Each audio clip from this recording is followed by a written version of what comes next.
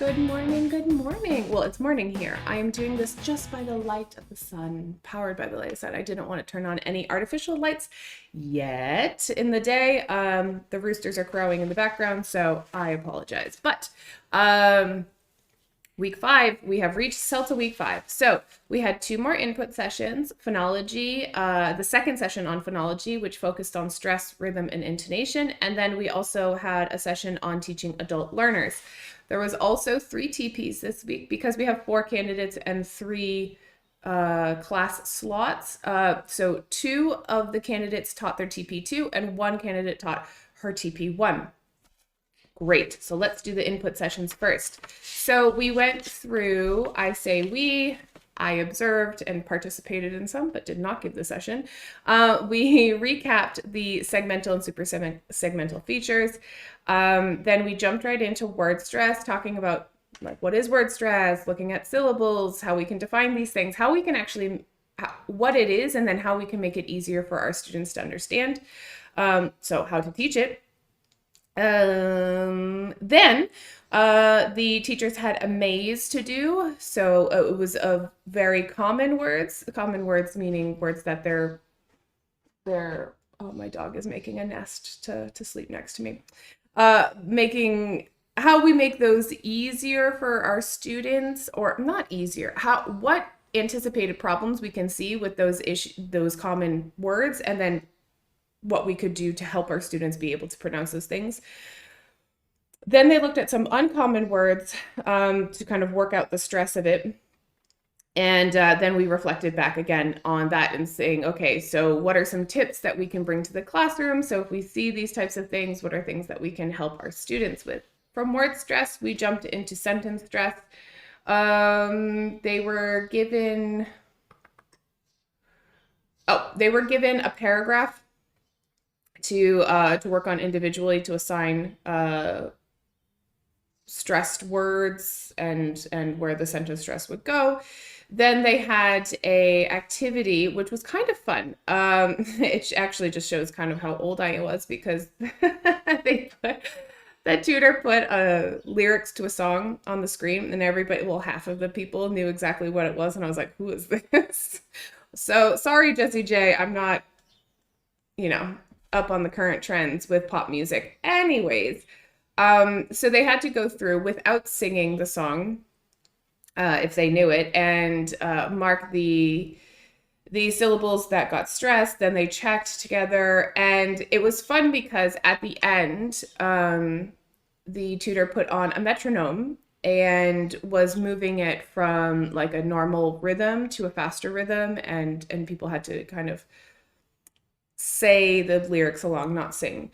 Then from there, we went into intonation, talked about how intonation is the variation in pitch, just in case you don't know that. There was a game. Oh, let's see.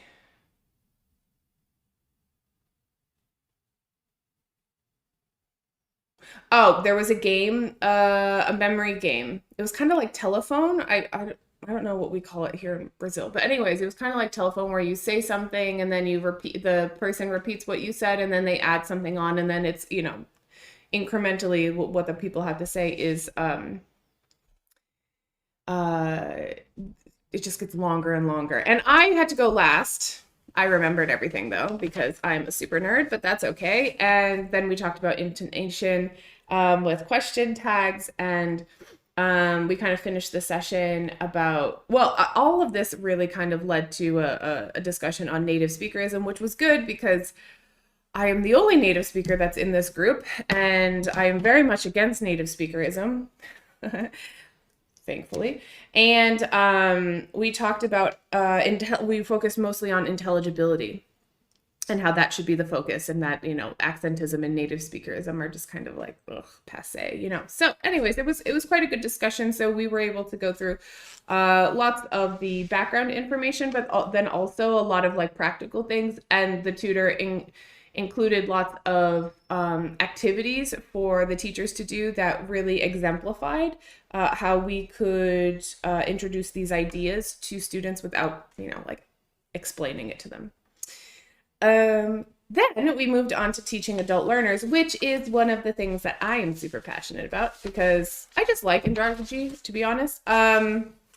Anyway, so they got to brainstorm a little bit, and then the differences between adults and children.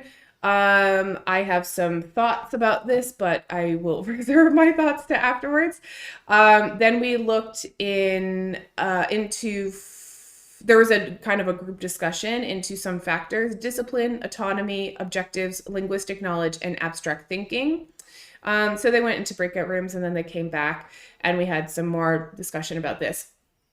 Then there was a jigsaw reading. So they're put into two groups. We had articles about the motivation for adult learners and one specifically on andragogy and Malcolm Knowles and kind of like the history of what happened there.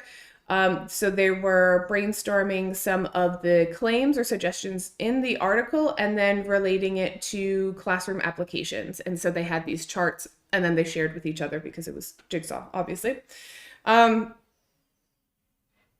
I have a couple thoughts on this, and here's the thing. Adults and children are different. However, I think that when we say andragogy is for adults and pedagogy is for children, we can run into some problems because we're making assumptions about the learners at that point. So there's an article, and I'll try and find it, from Malcolm Knowles that he talks about this. And yes, andragogy was designed for adult learners. However, there are some assumptions that we have about adult learners, and there's some adult learners that don't fit that category, right? So andragogy is the idea this that we're doing something in the classroom and making classroom applications to make students more self-directed, and it's a little bit, I'm going to say, more appropriate, especially when there's a linguistic knowledge, there's abstract thinking, there is a bit of autonomy because they are adults and things like that. However, that's not true in all cases of adults. So when we say like andragogy for adults, pedagogy for children, I don't think it's that clear cut. I think we also have to, because people are individuals. And for example, I've had several teenagers studying for like FCE, exam prep type of things that are super mature for their ages, and they're avid readers, very autonomous, very self-directed, and so they would benefit more from andragogical principles and that style of a course, as opposed to some adults that I've had who are not very autonomous, who have poor linguistic knowledge, unfortunately, of their own language, of their L1, and then, trying to learn a second one. So, and depending on their schooling, depending on their formal education, depending on the stimulus, intellectual stimulus that they have at their occupations and what they do day to day, some of them don't have the natural abstract thinking abilities that we would assume most adults have. So and they would benefit more from a pedagogical model and then bringing it more towards the andragogical as they progress. So I see pedagogy and andragogy not as these dichotomies. I see them more as these it's like a range, like that people are moving on this spectrum, as opposed to, well, we use this for children, we use this for adults. I could be saying things that are completely wrong and irrelevant, but that's how I see it, and that's how I've interpreted the information that I've got from andragogy and the Malcolm Knowles specifically, and the books that he's written and the articles that he's published. So let's move on. Then we'll move on to the lesson observation. So like I said, there was two people were doing their second lesson, their second TP, and one person was doing her first TP. The one who was doing her first TP started. She was a bit nervous and she was doing listening, but she did well. It was fine. The lesson was staged well. It was good. She had some issues with technology. So I would say if you are doing CELTA online and you're delivering, just in general, not even doing CELTA, if you're delivering courses online and you have like tech issues, be sure to have a backup. So what happened, she had embedded the listening into the slides. And then would pause or freeze, or I'm not really sure what happened, to be honest, but the audio would skip. And yeah, so then if that happens, just stop, go back, download the audio file and play it off of your computer and play it again, so that students don't think that they've missed something. Because I think that it doesn't matter that you have tech problems, just play it over, because when it starts skipping, people start to say like, oh, did I miss something? Or like, what happened there? Is it my computer? You know, they start focusing on something else as opposed to understanding the listening. So that would be my recommendation. But overall, it was good. It was she was doing a listening from a podcast, which was fun. Students were engaged, did well. Then the next two were, one was reading, and then the other one was vocabulary.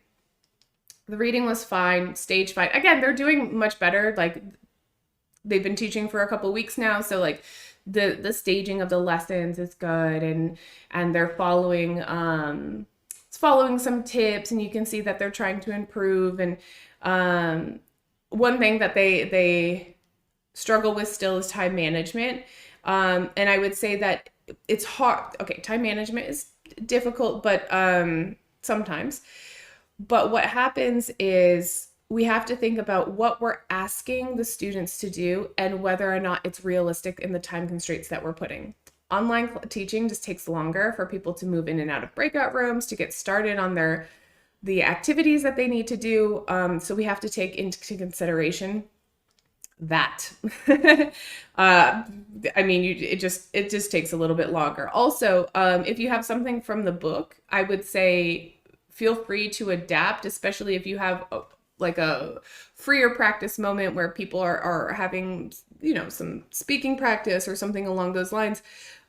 They don't necessarily have to do all of the questions from the book. You know, you can highlight one or two and then give them a reason to speak. I think that that's one of the things that I've learned I learned in my CELTA, and it's kind of stuck with me, is that yes, students will do the activity if you say, interview your partner and answer this question, but it's a little disingenuous. Do you know what I mean? So I feel like if you really want to get like some good interaction and then have some good emergent language, which you can give them feedback on, you usually have to just give them a purpose. So instead of saying, well, the book says that we have 5 questions and that's the freer practice. Okay, so, you know, if you want to do that, why don't you focus on 1 or 2? And then give them a reason, like who's the most similar to you, who's different, what, you know, if you have a story, you have to pick the funniest anecdote that comes out of the conversations or something like that. So when they go off to breakout rooms, it's not just like ask the question, and then, you know, report back. You know, there should be, I feel like it's more motivating to have something else, that when they come back, they're excited and eager to report on what they had talked about. And then also there can be a discussion as a whole group. It'll just give you a little bit more to work with when it comes to like language feedback. It's just a thought. Anyways, and the other thing was teacher-centeredness and letting go. So I struggled with this too, especially at the beginning of my career. I'm a control freak, just in general. I'm a super control freak.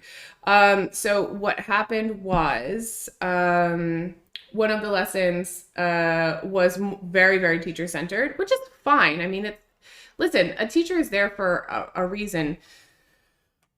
You know, we have to do certain things, but there are certain things in the classroom that we can let go of. And so the teacher has to teach grammar next class.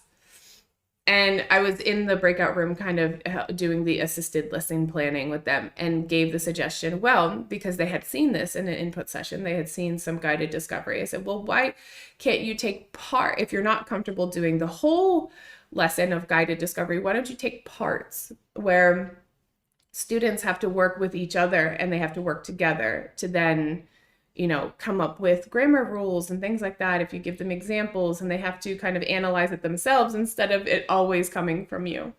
And this is hard to do. And also it takes a little bit of practice, because you have to develop the tasks in the right way that you're actually going to get the information that you want from the students. So yeah, I would say that that's one thing that I've noticed and that people are struggling with, that I struggled with in the past too, that it was very, teacher fed, all the information, and just kind of letting students discover the language on their own is it's a challenge. So thinking about that, that was kind of where we ended on the lesson observation, feedback, and the assisted lesson planning. We were looking at how to try and make it a little more student-centered, which takes a little bit more time and planning for teachers, because we have to then design the activities and the tasks prior and make sure that it's going to achieve our objective.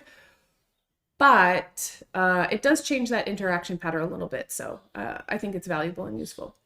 So that's it for week 5. And I will see you back some other time.